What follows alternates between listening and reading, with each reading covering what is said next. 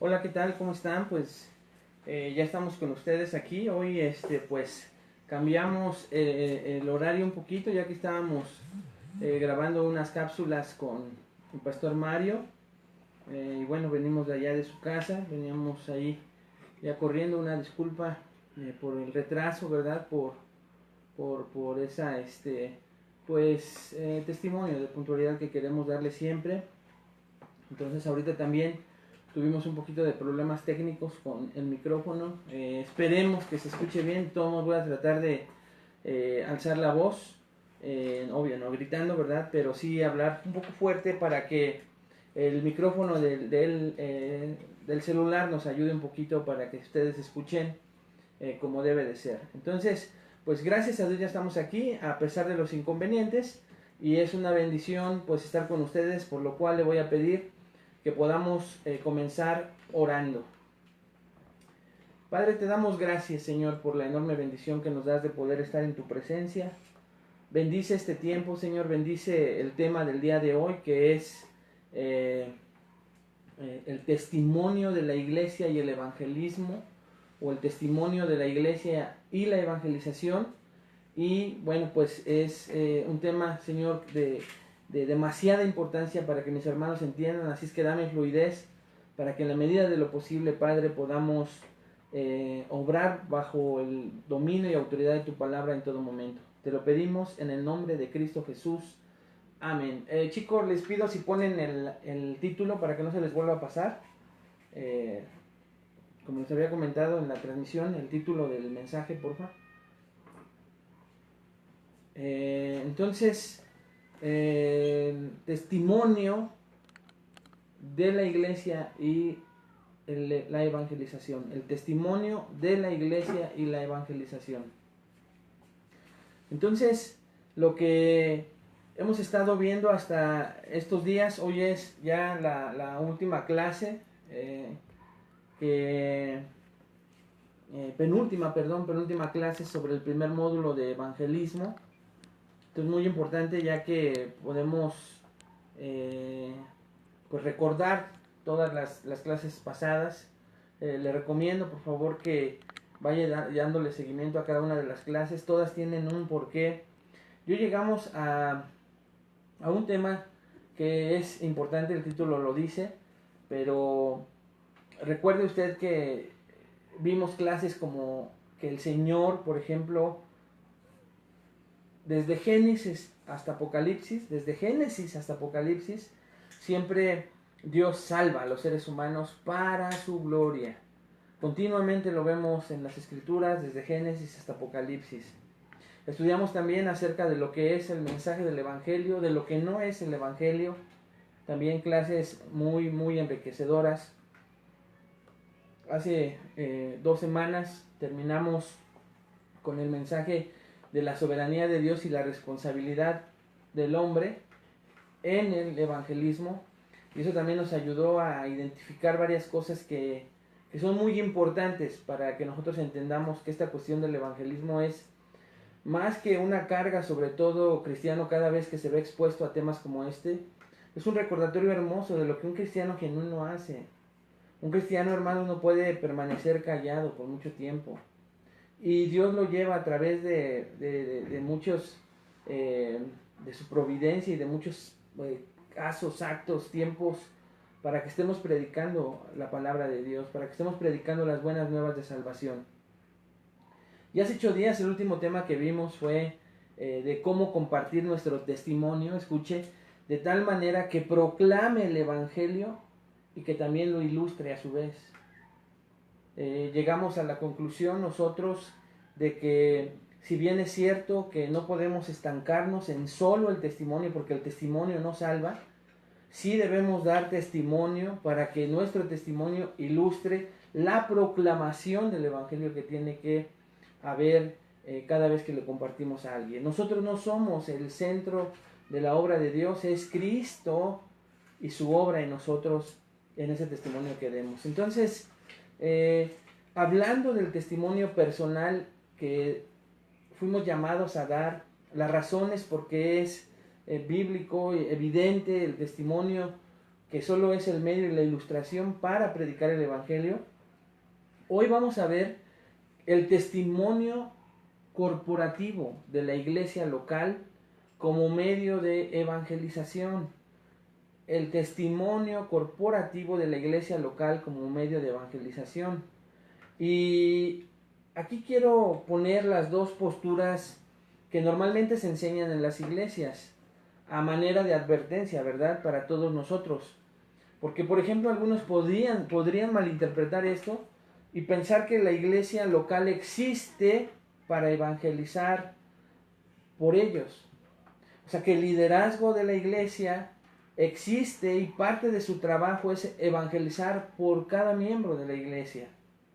Podrían pensar que el predicador es el que debe de prepararse, que debe de ser un profesional remunerado, que es su evangelista contratado y que su única responsabilidad como miembro de una iglesia es traer miembros incrédulos para que escuchen a su predicador explicar el evangelio.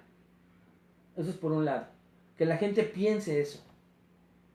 ¿Sabe qué? Pues, ¿quién evangeliza? El único evangelizador en la iglesia es el predicador. En los desayunos, en las cenas, en los eventos que se hacen, nosotros solo nos encargamos de llevar y los demás se encargan de predicar. Eso es un error, hermanos. Aunque es parte de lo que hoy muchas iglesias hacen y es parte de la labor de todo miembro de la iglesia, no lo es todo. Y permanecer en ese extremo no es correcto delante de los ojos de Dios. Y lo vamos a ver ahorita en la clase. Por otro lado, o por otra parte, otros tal vez piensan que el evangelismo debería hacerse en otro extremo, lejos de la iglesia.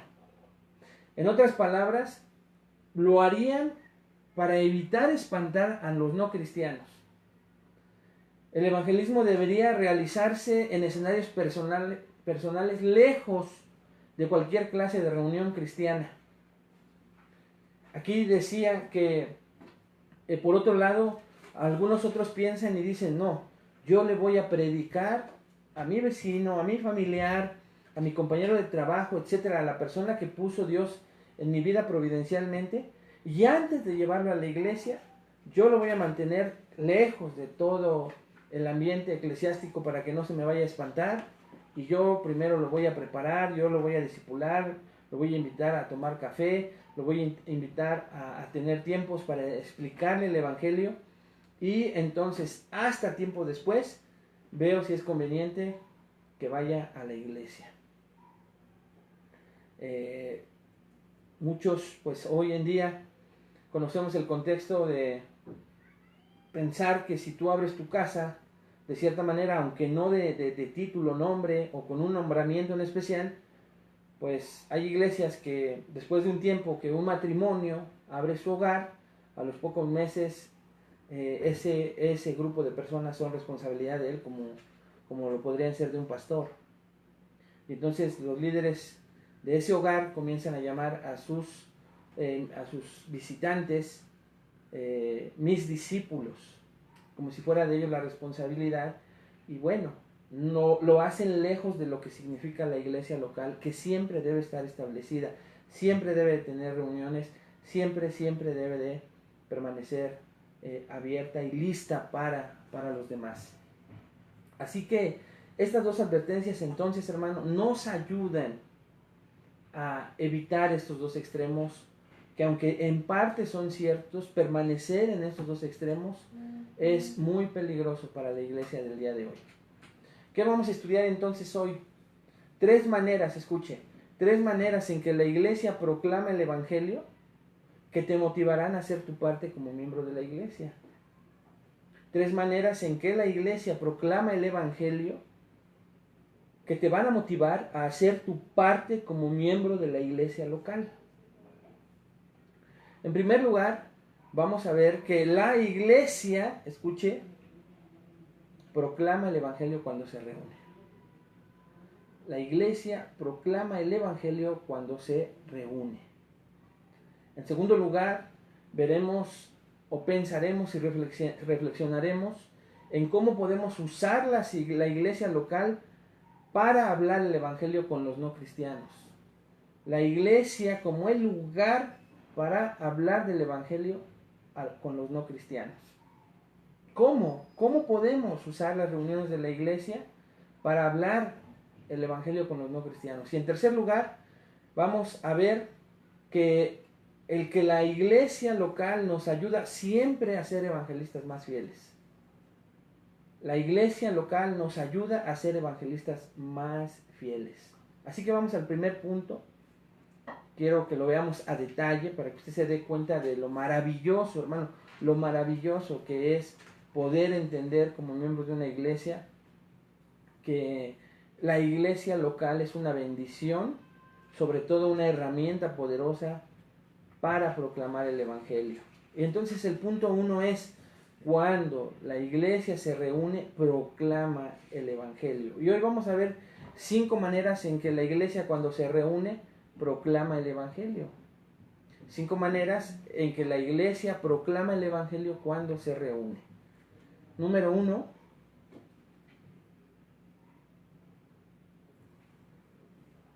cuando la iglesia se reúne, escuche, los no cristianos pueden escuchar el evangelio proclamado. Cuando la iglesia se reúne, los no cristianos pueden escuchar el evangelio proclamado. ¿Qué significa esto? Significa, hermano, que una de las principales tareas de alguien que proclama el evangelio cada vez que la iglesia se reúne para escuchar las clases y sobre todo la predicación de la palabra de Dios, tiene como tarea proclamar el evangelio de Cristo.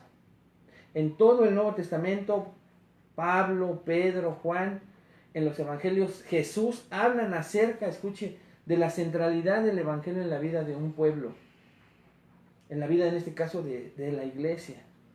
Por tanto, cuando la iglesia, hermano, se reúne un domingo, se reúne el primer día de la semana para escuchar la palabra de Dios, el pastor debería estar predicando claramente el evangelio. Ese debería de ser uno de los mensajes centrales. Esto aparte de si se está estudiando un libro en particular, versículo a versículo de manera expositiva. El evangelio no debe de faltar. Debe de estar siempre presente. No importa quién esté en el púlpito, nosotros como iglesia confiamos en que el evangelio, independientemente del estudio expositivo que se esté haciendo, el evangelio va a ser predicado. Para darte un ejemplo de cómo Dios trabaja a través de la proclamación de la verdad durante la reunión de la iglesia, acompáñame por favor a 1 Corintios 14, 23 al 25. 1 Corintios 14, 23 al 25. Estos versículos que voy a leerle están en el contexto del tema de los dones espirituales, sobre todo de lengua y profecía. Para entender esto deberíamos recordar que la mayoría de las profecías en la Biblia, escucha hermano, no tratan acerca de predecir, sino más bien de exhortar al pueblo de Dios al predicarles lo que Dios ya les había dicho en las Escrituras. Eso es a lo que se refiere la profecía cuando nosotros lo vemos la palabra escrita en el Nuevo Testamento. Alguien que está predicando, proclamando la palabra de Dios. No la profecía como algunas denominaciones lo entienden, que es hablar palabra nueva, hablar en nombre de Dios sobre predecir el futuro. No, la Biblia, la mayoría de las veces, el sentido de la palabra profetizar es con respecto a proclamar y predicar el evangelio.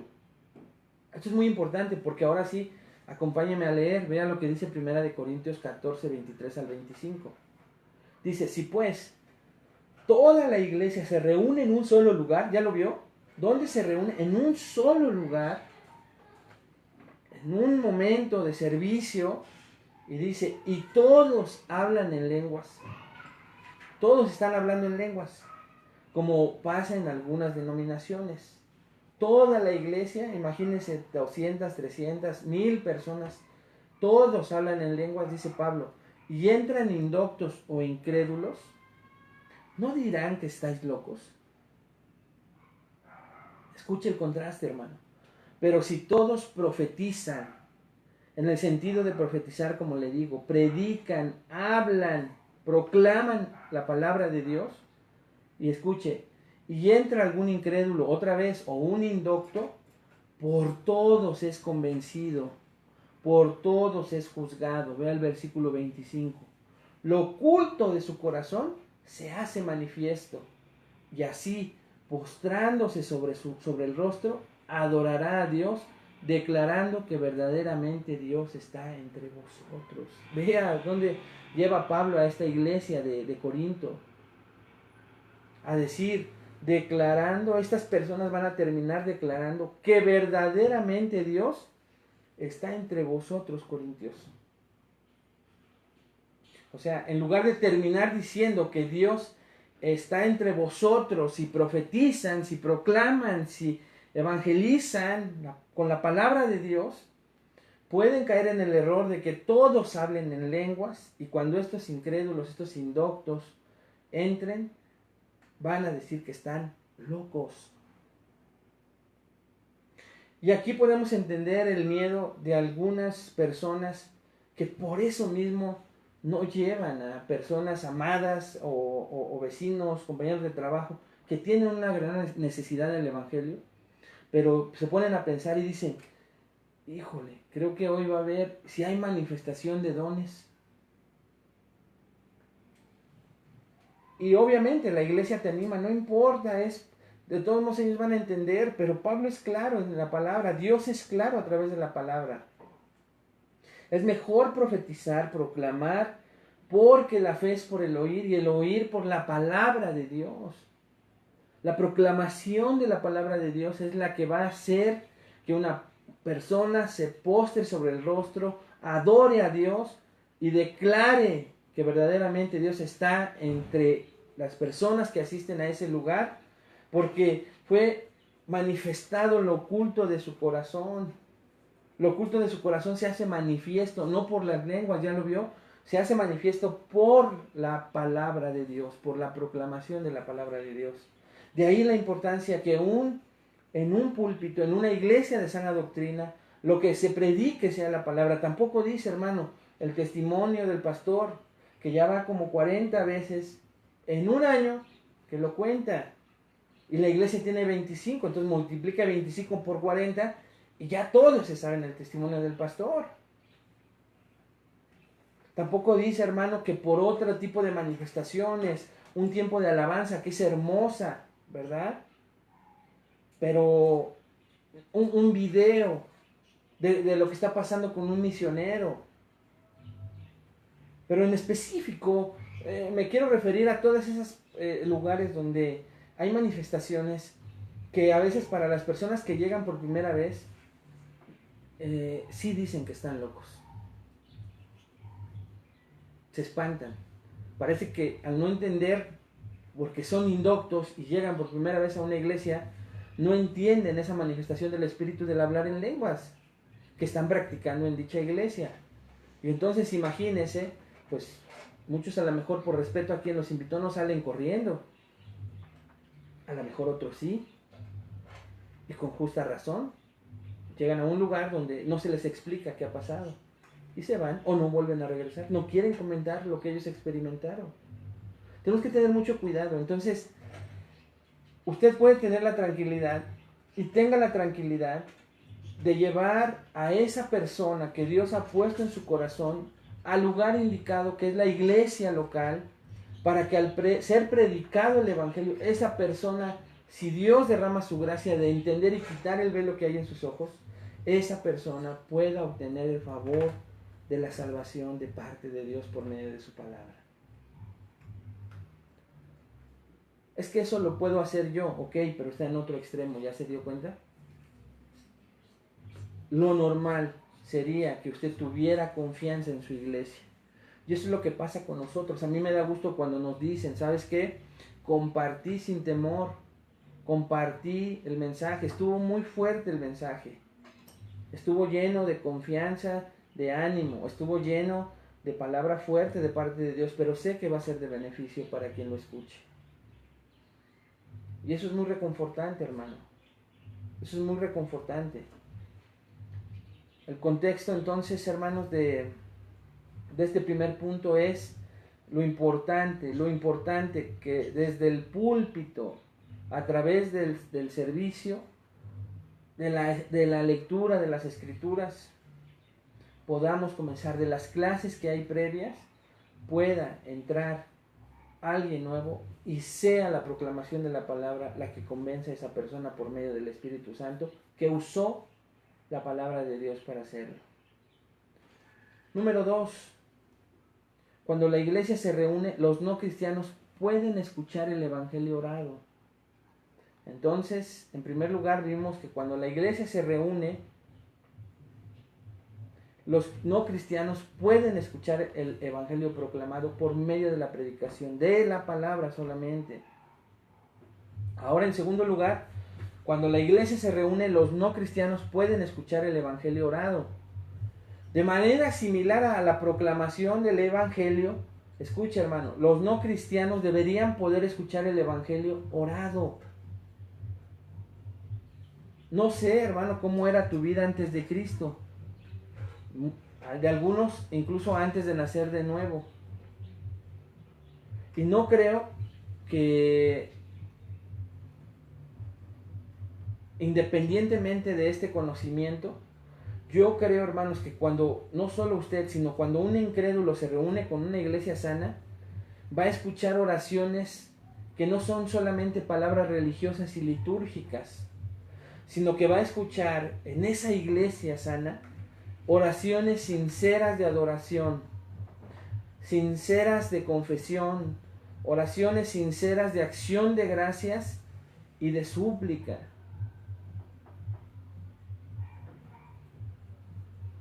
Entonces, cuando nosotros llegamos y oímos una oración verdaderamente bíblica, es diferente porque ésta está centrada en Cristo, glorifica a Dios y depende por completo de la gracia de un Dios soberano y santo. Entonces, cuando invitemos a personas no cristianas a los servicios de nuestra iglesia o a estudios bíblicos o incluso a una comida, debemos hacer oraciones que glorifiquen a Dios, que estén centradas en Cristo. Y también debemos pedir al Señor que use las oraciones de los demás para atraer a las personas hacia Él.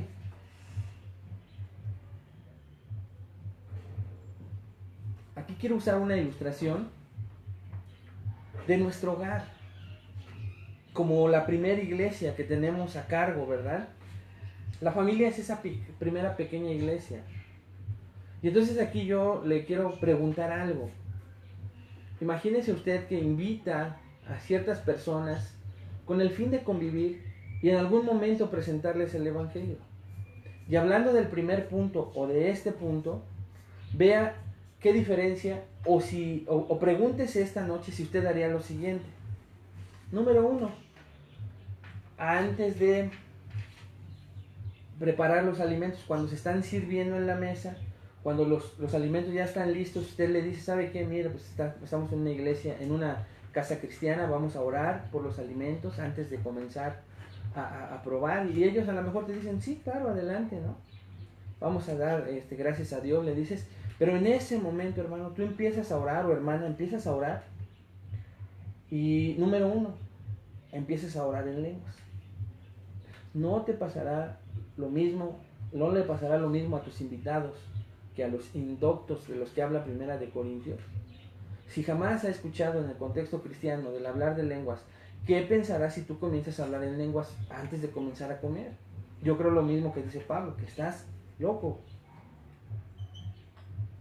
Ahora bien, si tú vas a orar por los alimentos y no aprovechas ni siquiera en la comida un momento en donde tu oración considere y contenga adoración, confesión, acción de gracias y súplica, y utilices, que estés centrada en Cristo, que glorifique a Dios y que tu oración dependa por completo de la gracia de un Dios soberano y santo,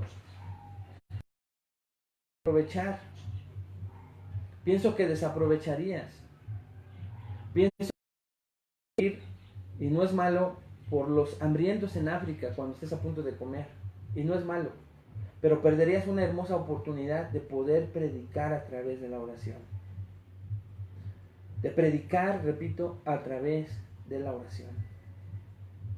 Y yo lo he visto. Ten la seguridad de que en nuestra iglesia o en una iglesia de sana doctrina se aprovechan hasta esas oraciones que se hacen durante el servicio para ahí proclamar el Evangelio, proclamar la palabra de Dios a través de esa oración, como lo hacía Jesús en Juan 17. Y entonces, con la palabra en la boca del que está orando, también puede llegar el mensaje del Evangelio en un momento un poco más solemne, de más concentración, y se puede aprovechar para predicar el Evangelio. ¿Cuál es el contexto correcto? Nuevamente la iglesia local, ¿te das cuenta? Nuevamente la iglesia local. Así que no solo la palabra proclamada cuando la iglesia se reúne, la palabra orada cuando la iglesia se reúne, sino ahora vea, en tercer lugar, cuando la iglesia se reúne, los no cristianos pueden escuchar el Evangelio en las canciones que cantamos. Los no cristianos pueden escuchar el Evangelio en las canciones que cantamos. Obviamente, hermano, repito, en el contexto de una iglesia sana. Una iglesia en donde la alabanza y la adoración nuevamente está centrada en Dios, está centrada en Cristo, para que lo que salga de los labios de cada congregante sea alabanza, adoración, acción de gracias al Dios que tenemos. No importa las circunstancias en las que nos encontremos, esas palabras, esas letras de esos cantos, de esos himnos, de esos salmos que se cantan durante el servicio cuando la iglesia se reúne, son bíblicos. Se puede confiar aún en ellos para proclamar el Evangelio, ¿se da cuenta? ¿Por qué se confía en ellos? Porque muchos de ellos son versículos completos de la Biblia cantados. Es la palabra cantada. Es tener esa pasión no gobernada por las emociones, porque allá voy al otro contexto, de poder, independientemente de las luchas que cada uno tiene, de los problemas, o si vienes lleno de amor y de gozo, lleno de gratitud por lo que Dios hizo en la semana contigo, o por el contrario, vienes destrozado, vienes desanimado, un creyente verdadero en una iglesia verdadera y sana, alaba y adora al Señor por lo que Él es, no por lo que me da, por lo que Él es. Y entonces, al seguir la letra de esos cantos bíblicos llenos de alabanza y adoración a Dios, cuando te das cuenta, la alabanza ya no está centrada en ti, sino está centrada en Él. Y escucha, hermano, si llega alguien nuevo, va a ver eso, va a notar eso. Y va a decir, ¿sabes qué?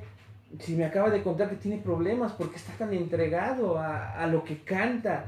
Cree lo que está cantando porque es la palabra de Dios. En ese momento no lo sabe, pero la convicción que tú manifiestas evangeliza cuando la iglesia está reunida. Imagínate cuando todos están cantando al unísono.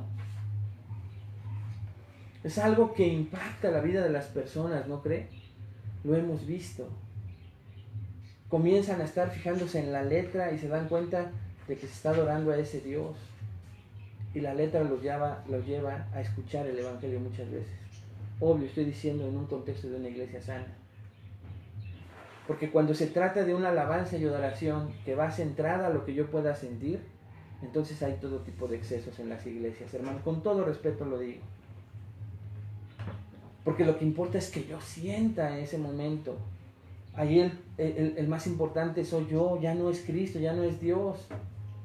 Y entonces muchos que llegan con el mismo desánimo, o muchos que llegan agradecidos, manifiestan y se olvidan de Dios, se olvidan de que lo importante es Dios y se centran en ellos mismos.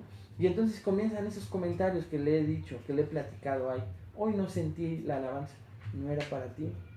Hoy como que estuvo apagadona la alabanza, no la sentí tan poderosa como en otras ocasiones. Hermano, la alabanza no era para ti.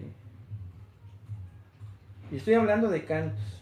No estoy hablando, hermano, del desorden que de repente hay. Con todos los instrumentos, con todas las herramientas que hoy las iglesias quieren usar para darle más fuerza a lo que quieren poner en el corazón de las personas. Estoy hablando de luces, de otros instrumentos más fuertes, de armas que se le dan a las personas para el momento de danzar, de brincar. Armas, no estoy hablando literal, sino simbólicas, que la misma iglesia les reparte como escudos, flechas, y todos están gritando. Yo lo he visto, yo lo he vivido, hermano, en invitaciones que me han hecho a las iglesias. Y pasa exactamente lo mismo. Yo ya era cristiano, hermano, me invitan a una iglesia de esas, no le digo dónde. Bueno, le debería de decir para que no vaya, ¿verdad? Pero no le voy a decir, a ver si el Señor lo lleva. Pero yo, siendo cristiano, conociendo el contexto pentecostal del cual yo salí, no había visto ese tipo de cosas. Entonces, cuando veo, todos empiezan a correr alrededor del salón y alguien saca de dos esquinas costales. Y hermano, yo lo que hice fue cerrar mis ojos y orar, pero de repente sí abría un ojo, porque dije, no vaya a pasar algo aquí pues, raro, ¿no? Pero estaba la alabanza en todo su apogeo, la gente brincando, danzando.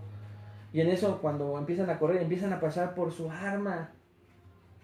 Y entonces ya todos traen arma de guerra, se escucha el shofar, se escuchaba, las luces empezaron a apagarse y a prenderse. Yo dije, santo del Señor, la alabanza no debe de estar centrada en nosotros. Porque vuelvo a lo mismo. Vea la diferencia de lo que se ve en una iglesia sana, en donde el indocto se queda maravillado por cómo se adora a Dios, o espantado de cómo se adora a Dios, por los excesos, porque se piensa que ese tipo de manifestaciones son para mí. Y si son para mí, ahí no está el evangelio. Porque las letras están centradas en mí, en que me renueve, en que haga. Y cuando todo lo que está pasando en ese momento en mi vida es causa del pecado no confesado. Y por eso ese tipo de letras, de manifestación donde yo quiero sentir la limpieza de Dios. ¿Quieres que Dios te limpie? Escucha la palabra. Lee tu palabra. ¿Con qué limpiará el joven su camino? Escudriñando la palabra. El joven, el viejo y el más viejo. Entonces, hermanos, dice el Salmo 119, 172. Hablará mi lengua tus dichos, porque todos tus mandamientos son justicia.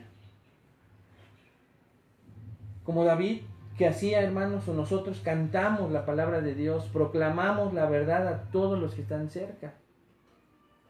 Si vemos Colosenses 3:16, donde Pablo exhorta a la iglesia, dice, la palabra, no las emociones, escuche lo que dice, la palabra de Cristo mora en abundancia en vosotros, enseñándoos y exhortándoos unos a otros en toda sabiduría.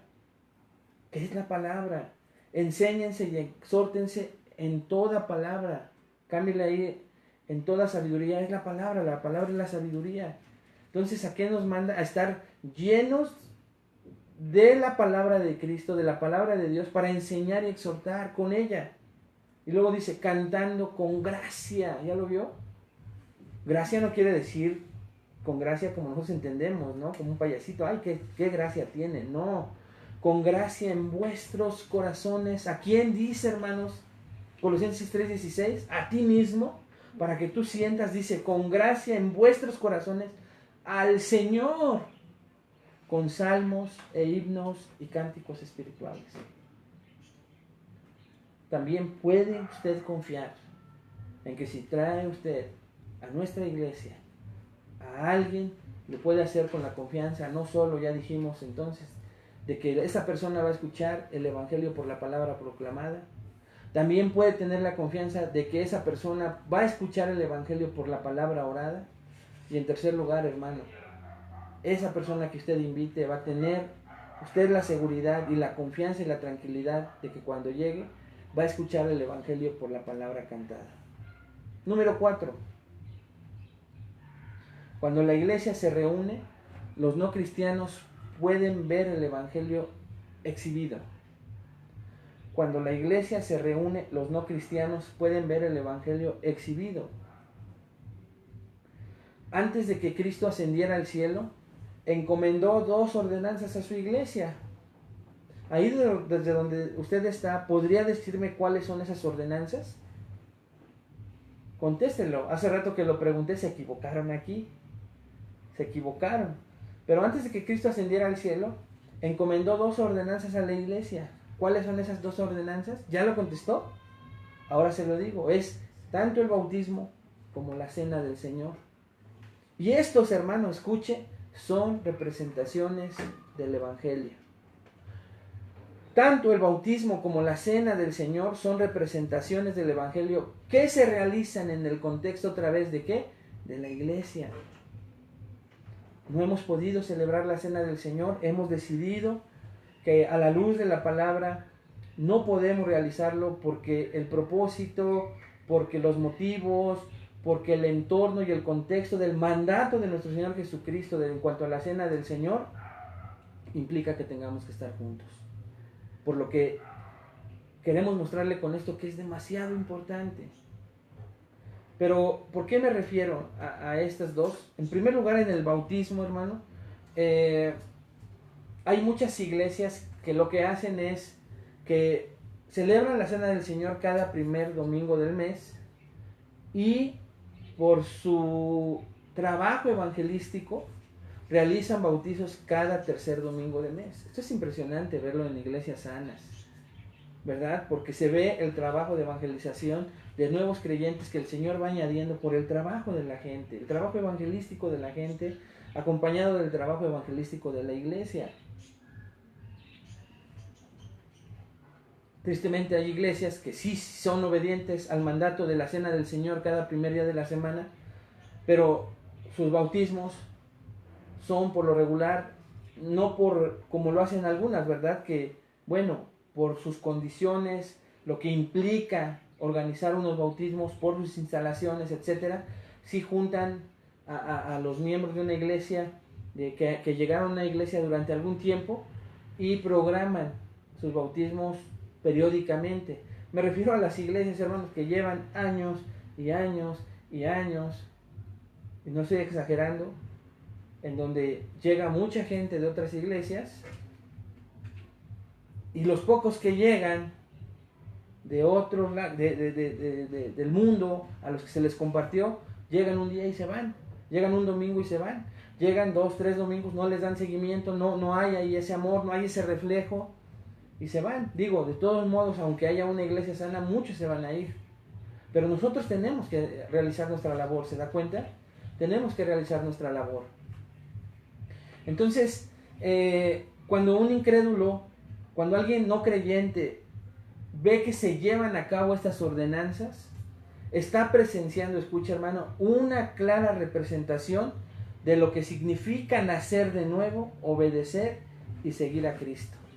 Ahí está el Evangelio exhibido, en personas que han nacido de nuevo, obedecen y siguen a Cristo en ordenanzas. Entonces, cuando bautizamos a las personas en la iglesia, es el Evangelio exhibido, porque si usted recuerda, las personas dan un breve testimonio que va a conducir a que en ese testimonio evangelicen a las personas invitadas de los demás. Por eso es importantísimo que se aprovechen estas dos ordenanzas, porque son el medio que Dios también ha utilizado en la iglesia para predicar el Evangelio, ya lo vio.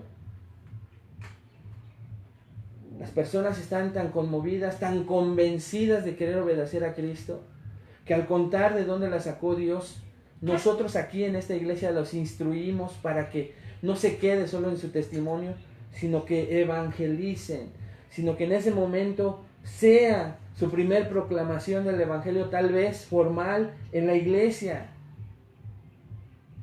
Porque la gloria es para Cristo de lo que ha hecho en ellos, y ahí está la evidencia externa en el bautismo, en la obediencia hacia bautizarse, reflejarse en Cristo en su muerte, sepultura y resurrección, de lo que pasó anteriormente en su interior.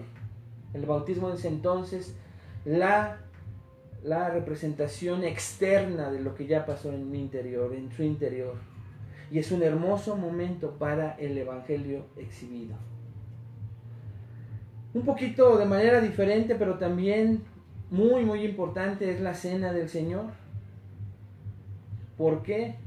Porque cuando un cristiano va a la iglesia e invita a otra persona, porque en la providencia de Dios, en la soberanía de Dios, esa persona que invitamos desde hace un mes decidió ir el primer día del mes. No se preocupe, no debería de preocuparse. Porque también hemos escuchado los testimonios, es que es cena. En primera, a veces los mensajes son más fuertes. Y luego, ¿qué voy a hacer? Porque, pues, ¿qué va a pasar? Dependiendo de la iglesia, hay varias cosas que pasan. En algunos lugares los sacan a las personas para que los miembros de la iglesia, los que ya están bautizados, pues participen de la cena del Señor. Pero yo no creo que es correcto, porque es como hacer acepción de personas sacándolos. Ahorita le voy a decir cuál es nuestra postura aquí en la iglesia. La otra es, no importa, dice el liderazgo de la iglesia, deja que inocente, pues aunque no sabe, que tome su pancito y su galleta y que tome su jugo y que escuche, que tenga la libertad. Nosotros creemos que es un extremo que no es bíblico. Pero lo que sí creemos es que la cena del Señor es ese hermoso momento, hermanos, cuando los cristianos son personas que tienen comunión con el Señor mediante recordar el sacrificio de su cuerpo y el derramamiento de su sangre. Porque eso es la cena del Señor, un recordatorio hermoso del derramamiento de su sangre, y que escuche, que nos ordena que lo sigamos haciendo hasta que Él regrese, con la promesa de que va a regresar. Ese día, hermanos, como cristianos tomamos el pecado más en serio. No puedo decir en serio y quiere decir entonces 3 domingos de libertinaje, no. Más en serio, y descansamos en la sustitución de Cristo. Descansamos, hermanos, en su sacrificio expiatorio, con corazones llenos de gozo y de agradecimiento. Y aparte vamos a escuchar a quien está dirigiendo la cena del Señor explicar, escucha, hermano, que esta comida está reservada solo para los que han nacido de nuevo y confían en la obra terminada de Jesucristo en la cruz. Ahora bien, para alguien que no ha sido regenerado, excluirlos de la mesa puede parecer reprobador. Yo no estoy diciendo que los saquen como algunos hacen, pero que noten, hermano, y parece reprobador aún eso, pero no solo puede parecer reprobador, sino carente de amor, ¿no es cierto? Que los que nos ayudan a repartir los elementos se salten a las personas. Parece que es algo reprobable y carente de amor, pero en realidad, hermano, es una de las cosas más amorosas que la iglesia puede hacer. Repito, es una de las cosas más amorosas que la iglesia puede hacer. Piense en lo que Dios a través de Pablo escribe en 1 Corintios 11, 27 al 30. Repito, piense en lo que Dios a través del apóstol Pablo escribe en 1 Corintios 11, 27 y 30. Escuche lo que dice en relación a la cena. De manera que cualquiera, ¿quién? Cualquiera. 1 Corintios 11, 27 al 30. De manera que cualquiera que comiere este pan o bebiere esta copa del Señor indignamente, que cualquiera que coma indignamente, escuche, hermano, será culpado del cuerpo y de la sangre del Señor. Por tanto, pruébese cada uno a sí mismo y coma así del pan y beba de la copa. Es un momento de reflexión, un momento de cómo nos fue en el mes, de reconocer nuestro pecado y estar gozosos, no por el pecado, sino reconociendo dolorosamente ese pecado, pero gozosos porque recordamos la sustitución de ese hermoso sacrificio de Cristo y apelamos a Él nuevamente, hermanos. Y escuche lo que dice: por tanto, pruébese cada uno a sí mismo y coma así del pan y beba de la copa. Vea por qué. Porque el que come y bebe indignamente sin discernir el cuerpo del Señor, lo que simbólicamente está sucediendo en ese momento, sin discernir esto, juicio come y bebe para sí. Por lo cual hay muchos enfermos y debilitados entre vosotros, y muchos duermen. Entonces, hermanos, estamos protegiendo a alguien de beber juicio para sí mismo, aunque él no sepa. Los que sí sabemos somos nosotros. ¿No sería amoroso entonces que los cristianos proclamaran que todas las personas son buenas con Dios y por eso, pues todos pueden participar del cuerpo y la sangre de Cristo, cuando realmente no es así? Al predicar, enseñar, cantar y servir, escuche, correctamente en la cena del Señor, la iglesia proclama claramente al mundo el margen que Cristo ha trazado entre aquellos, hermanos, que están bien con Él y los que no. así los incrédulos, los no creyentes, podrán ver el Evangelio siendo exhibido a través, en este caso, del bautismo y la cena del Señor. La iglesia explica, tú que invitaste también explicas. Es necesario nacer de nuevo para participar de la cena del Señor, porque necesitas discernir el sacrificio de Jesús. Mientras tú no lo entiendas, no aceptes, no creas en ese sacrificio, estarías tomando la cena indignamente. Por eso es que cuando pasó la copa y el pan o la charolita, te saltaron, para que primero entiendas, eres un invitado que te recibimos con mucho amor, pero tú le explicas lo que también en el púlpito le explicaron, por si hubo dudas. Y decirle que es la manifestación más grande de amor, al no darle a participar de juicio hacia sí mismo. Es una manifestación de amor. Así lo realizamos aquí. Entonces, ni un evento de bautismos, ni un evento de cena del Señor nos impide para evangelizar en estos dos casos. ¿Se da cuenta lo importante que es la iglesia local? Es una bendición enorme. Número 5, por último, de una manera más breve, cuando la iglesia se reúne, los no cristianos pueden ver el Evangelio, escuche, vivido. Cuando la iglesia se reúne, los no cristianos pueden ver el Evangelio vivido. Y esto, hermano, estoy seguro que muchos, pues, hemos escuchado a personas quejarse de la iglesia, ¿no es cierto? Hace no mucho recibí una llamada, ahorita que no nos estamos congregando físicamente en un lugar, y alguien me dijo, creo en Dios, pero no creo en la iglesia, es algo creado por el hombre, no, la iglesia no fue creada por Dios. Y muchas veces los cristianos son acusados de ser hipócritas, que no practican lo que predican, ¿no es cierto?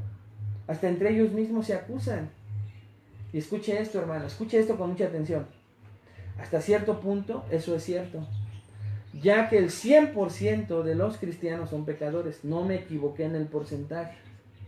Dije, ya que el 100% de los cristianos redimidos, salvados por gracia por el Señor, son pecadores. El 100% lo son. No lo practican, pero pecan todavía. De vez en cuando, las iglesias y aquellos que afirman representar a la iglesia, hemos, y me añado, tergiversado terriblemente a Cristo en una variedad de formas. Sin embargo, debemos reconocer que la iglesia sigue siendo, escucha hermano, una de las mejores herramientas evangelísticas que Dios nos ha dado. Cuando se reúnen esos 100% pecadores redimidos por Dios. Escuche las palabras de Cristo mismo al afirmar esto que le estoy diciendo. En Juan 13, 34 y 35, él dice lo siguiente. Juan 13, 34 y 35. Yo se lo leo, solo anótelo, hermano. Un mandamiento nuevo os doy. Escuche, ¿cuál es ese nuevo mandamiento? Que os améis unos a otros como yo os he amado. Que también os améis unos a otros. ¿Para qué? Vea para qué. En esto conocerán todos los de fuera que sois mis discípulos si tuviereis amor los unos con los otros. Entonces, cuando la iglesia se reúne, hermano, sí hay pecadores que se equivocaron durante la semana, que se equivocaron, hermanos, pero que la perseverancia que ellos tienen por agradar al Señor los tiene ahí reunidos ese domingo. Y cuando ven a otros hermanos que están luchando con lo mismo, se manifiesta el amor, huele el amor, entras y lo primero que capta a alguien que llega por primera vez es el amor que hay entre ellos. Y esto es evangelístico. ¿Escuchaste eso, hermano? Jesús dice que cuando nos amamos y servimos mutuamente, Jesús demuestra que Él es quien dice ser a un mundo que nos observa, que está viendo, hermano, cómo nos tratamos. Mira lo que dice Primera de Pedro 2:12. Primera de Pedro 2:12 dice, manteniendo vuestra manera de vivir entre los gentiles, mantengan su manera de vivir entre los gentiles, para que en lo que murmuran de vosotros como de malhechores, glorifiquen a Dios en el día de la visitación al considerar vuestras buenas obras. Y Juan 17, 20 al 23, Jesús dice que cuando su iglesia se reúne, Él es considerado verdadero. Escuche este último pasaje, hermano. Juan 17, 20 al 23.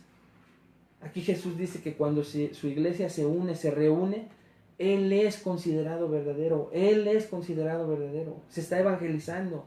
Ese Jesús del que hablan es verdadero. Dice Jesús, mas no ruego solamente por estos, sino también por los que han de creer en mí por la palabra de ellos. ¿Ya vio? Los que han de creer en mí por la palabra de ellos, esos somos también ustedes y yo. Muchos que van a creer por la palabra de Dios en nosotros, para que todos sean uno como tú, oh Padre, en mí y yo en ti. Que también ellos sean uno en nosotros, para que el mundo crea que tú me enviaste. ¿Ya lo vio? Qué importante, para que el mundo crea que tú me enviaste. Dice al final Jesucristo, la gloria que me diste yo les he dado, para que sean uno, así como nosotros somos uno. Yo en ellos y tú en mí. Escuche, ¿para qué? Para que sean perfectos en unidad, para que el mundo conozca que tú me enviaste. Qué responsabilidad tan grande de la iglesia que se reúne, ¿ya se dio cuenta? La gloria que me diste yo les he dado para que sean uno, así como tú, nosotros somos uno. Yo en ellos y tú en mí. Escuche nuevamente, para que sean perfectos en unidad, para que el mundo, el que no conoce, el que no cree, el que rechaza a Cristo, conozca que tú me enviaste y que los has amado a ellos como también a mí me has amado. Y por eso se ama la iglesia. La reunión de la iglesia local, hermano, entonces, hace visible el reino invisible de Cristo. Repito, la reunión de la iglesia local hace visible el reino invisible de Cristo. Es una de esas cosas que la gente tiene que ver para creer. En la iglesia, hermano, tienes personas de cada tribu, lengua, nación, no dice la escritura, pero escuche, también de situaciones económicas diferentes, de afiliaciones políticas diferentes, de estatus sociales diferentes, de culturas, de haber recibido cultura y educación diferente, de diferentes tractos social, económico. Pero escucha, hermano, todos se unen en paz y amor sin ninguna razón aparente que no sea Jesucristo. Y el mundo no puede explicarlo. El mundo no puede explicar por qué en un lugar donde se reúne la iglesia hay de todo tipo de pecadores redimidos. No se lo explican. Solo una obra sobrenatural de Dios puede hacer esto. El Espíritu Santo, entonces, hermanos, puede crear algo como la iglesia. Solo Dios puede crear algo como la iglesia local.